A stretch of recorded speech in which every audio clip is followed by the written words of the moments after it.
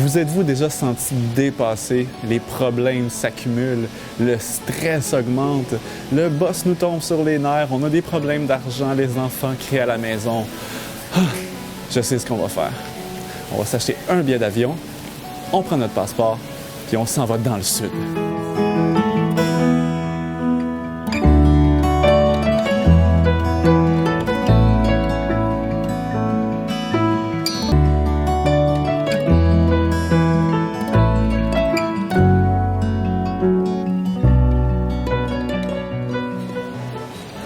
Vous savez, le stress, on connaît ça. C'est de plus en plus présent dans notre monde, c'est en pleine augmentation, puis je suis sûr que vous avez des expériences avec ça, le stress personnel. Puis ça a des effets négatifs sur notre santé. Ça peut augmenter notre risque de faire des AVC, avoir de l'hypertension, faire des crises cardiaques. On est dans les gros problèmes, mais ça peut être aussi d'autres problèmes comme l'eczéma, ça peut être des troubles de sommeil. Si ça a des effets négatifs sur notre santé, il faut traiter ça. Puis la première chose, c'est de savoir c'est quoi le stress. Bien, c'est une réaction du corps à nos inquiétudes, à nos problèmes. Et puis, pour pouvoir le traiter, il faut identifier c'est quoi ces sources de stress-là. Alors, c'est pour ça qu'on commence par parler des facteurs de stress. Alors, les problèmes peuvent venir d'endroits de plus multiples que variés. Ça peut être des problèmes financiers, des problèmes familiaux ou encore des dates butoirs. Et en général, on a deux façons de réagir au stress. C'est soit on va combattre ou on va fuir.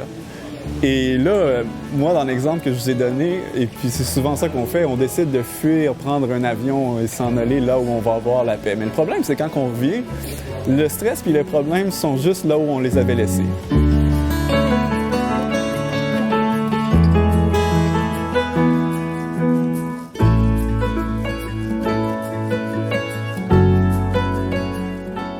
Une autre façon qu'on peut approcher notre stress, c'est d'y faire face. Mais il faut le faire de la bonne façon, parce que si on fait combattre d'une manière pure et dure, ça va faire les enfants. C'est moi qui décide. Tu vas dire à ton patron ta façon de penser, puis dire d'arrêter de te maltraiter. Tu vas voir ton voisin qui fait trop de bruit, puis tu dis là, la musique à 3 heures du matin, à un moment donné, ça suffit. C'est sûr que peut-être vous allez régler votre problème, mais peut-être que non. Et en faisant face à votre problème de cette manière-là combative, ça peut des fois susciter d'autres stress. Alors, c'est pour ça qu'il existe une troisième option. Alors, ce qu'on veut faire, c'est une saine adaptation. Oui, on veut faire face à notre problème qui cause notre stress, mais on veut le faire d'une manière qui va être constructive, qui va fonctionner pour nous. Alors, plutôt qu'à d'aller crier sur notre patron, peut-être apprendre à aller le voir à un moment de la journée où on le sait qu'il est d'une meilleure humeur.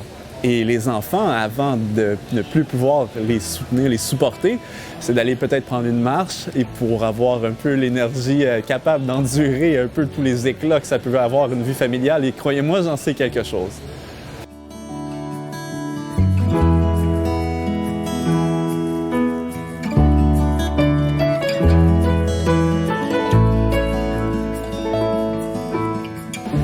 Alors, en conclusion, on veut comprendre que le stress, c'est pas quelque chose qui est bon pour nous. On veut identifier la source de stress, puis ensuite, on veut réagir. Mais n'oubliez pas, on veut pas y faire face d'une manière combative, parce qu'il sera pas toujours possible d'éliminer notre stress. Alors, on veut s'adapter sainement et utiliser le facteur de stress à notre avantage.